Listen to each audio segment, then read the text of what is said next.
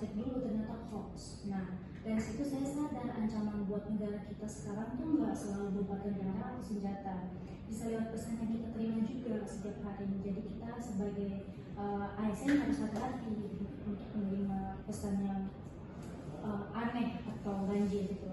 Hari ini kita bahas 3 hal yang saling berkaitan, yaitu proxy war, hoax dan radikalisme. Tentunya saya tidak sendiri, di sini bersama 2 narasumber saya, yaitu Kak Cliff dan Kak Abdul. Halo Kak. Halo. Boleh perkenalkan diri masing-masing mungkin? Baik, saya Cliff Hendra Kiki dari CPNS dari Sekretariat DPRD Kota Ambon. Oke, baik Kak Cliff. Kak Alfons. Ya, terima kasih. Nama saya Alfons Tarsuludin. Saya dari CPNS Instansi Inspektorat Kota Ambon. Oke, baik. Kita mulai langsung di pertanyaan pertama kali ya Kak. Kalau banyak orang dengar istilah proxy war, tapi bingung maksudnya apa, bisa jelaskan secara simpel gitu Kak? Ya, jadi simpelnya begini. Perang biasa itu kan biasanya pakai senjata, tapi biasanya pakai senjata dan itu kelihatan gitu. Tapi untuk proxy war itu berbeda. Dia nggak kelihatan, nggak ada tembak menembak. Yang diserang itu adalah pikiran masyarakat atau pikiran kita sebagai manusia. Caranya itu lewat propaganda, lewat hoax, adu domba, sampai serangan cyber. Tujuannya satu, bukan masyarakat, untuk membuat masyarakat saling curiga, saling benci, sampai akhirnya tidak saling percaya satu dengan yang lain, termasuk dengan negara kita sendiri. Dan yang bahaya adalah kita kadang sebagai manusia tidak sadar bahwa kita sudah ada dalam serangan tersebut. Dan dengan cara apa? Cuma dengan cara share berita yang belum tentu benar, itu kita sudah menjadi korban dari serangan proxy war tersebut. Jadi senjatanya itu bukan peluru ya Pak? Ya, benar sekali. Oke, siap. Kalau Kak Alfons sendiri, kita punya contoh nyata nggak soal ini di Indonesia? Ada. Kalian ingat nggak kasus Ratna Sarumpait tahun 2019? Dia bikin klaim dia niaya, padahal itu bohong, hasil operasi plastik. Tapi sebelum terbukti hoax, isu itu sempat menyulut kemarahan politik. Banyak orang percaya begitu saja, langsung sebar tanpa cek dulu. Itu contoh kecil bagaimana satu hoax bisa memicu ketegangan sosial dalam hitungan jam. Kenapa sih hoax kayak gitu bisa cepat banget menyebarkan? Itu ada 3 alasan.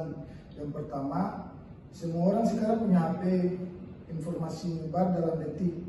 Yang kedua, orang sering share dulu, cek belakangan kalau sempat. Yang ketiga, literasi digital kita masih rendah, banyak yang belum terbiasa cek sumber sebelum percaya. Dan ini yang dimanfaatkan pihak-pihak tertentu buat menyebarkan propaganda atau bahkan menanamkan paham radikal. Berarti bukan cuma soal teknologi ya? Betul, teknologinya netral, masalahnya di penggunaannya. Oke. Kalau Kak Cliff sendiri, jadi hoax, radikalisme dan proxy war ini hubungannya gimana Kak? Ya, jadi begini, bayangkan begini. Proxy war itu adalah strateginya, hoax itu adalah senjatanya, dan radikalisme itu adalah salah satu hasil akhirnya. Hoax dipakai bukan bikin opini publik dipakai buat bikin opini publik menjadi salah. Radikalisme itu paham yang menolak nilai kebangsaan, sering ditanamkan lewat konten-konten yang kelihatannya biasa, tapi isinya provokatif. Dan uniknya, kelompok radikal juga pakai hoax buat menyebarkan pahamnya, jadi saling memperkuat satu dengan yang lain. Jadi kalau kita nggak putus rantainya di hoax, radikalisme dan proxy war itu jalan terus ya Wan? Iya, benar sekali. Oke. Jadi Kak Alfons sendiri, kalau ini terus dibiarkan, dampaknya seserius apa sih ke depannya? Cukup serius dampaknya. Saya kasih 4 poin cepat. Masyarakat makin gampang terpecah karena pecah info yang salah. Muncul sikap intoleran, gampang membenci kelompok lain. Kepercayaan ke pemerintah menurun. Dan yang paling saya khawatirkan, generasi muda jadi sasaran info propaganda di media sosial, karena mereka yang paling aktif di sana. Kalau ini jalan terus, stabilitas nasional yang taruhannya. Oke, jadi bukan cuma masalah pemerintah ya, tapi kita semua juga kena dampaknya. Betul, dan yang paling rentan itu justru generasi muda kita sendiri. Oke, sekarang bagian pentingnya nih Kak Cliff, solusi konkretnya menurut Kakak apa? Ya, jadi solusi konkretnya itu ada 4. Yang pertama, biasakan diri kita untuk mengecek fakta terlebih dahulu sebelum menyebarluaskan. Sekarang kan gampang, tinggal cek di situs resmi kayak cekfakta.com atau yang lainnya. Solusi yang kedua adalah perkuat literasi digital, mulai dari lingkungan yang paling kecil, yaitu lingkungan keluarga kita sendiri, grup WA kantor, atau yang lain sebagainya. Dan yang ketiga, memperkuat wawasan kebangsaan dan nilai bela negara sejak dini. Yang keempat, yang terakhir, pemerintah, media, sekolah, dan masyarakat harus jalan bersama-sama, bukan sendiri-sendiri. Jadi harus berkesinambungan antara satu dengan yang lain.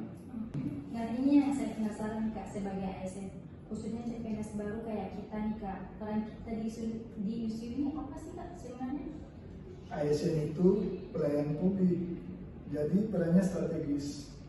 Kita harus jadi contoh duluan, jangan asal share, cek dulu, jaga etika di media sosial, jangan gampang terprovokasi.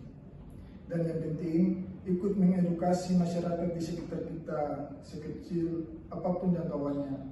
Itu wujud dari nilai berakhlak dan bela negara, bukan cuma slogan di dinding kantor. Jadi bela negara sekarang bentuknya bisa sesederhana mikir dulu sebelum kita Versi share. seperti itu. Oke, terima kasih Kak Cliff dan Kak Alfon buat obrolannya hari ini. Jadi intinya nih, proxy war itu ancaman yang gak kelihatan tapi nyata. Hoax dan radikalisme itu alat yang dipakai untuk mencapainya. Cara lawannya juga sederhana kok, cek dulu sebelum percaya, cek dulu sebelum share. Buat teman-teman yang nonton, yuk mulai dari diri sendiri. Sebelum forward berita apapun, luangkan 30 menit sebelum cek sumbernya. Saya Rara, pamit dulu ya. Terima kasih.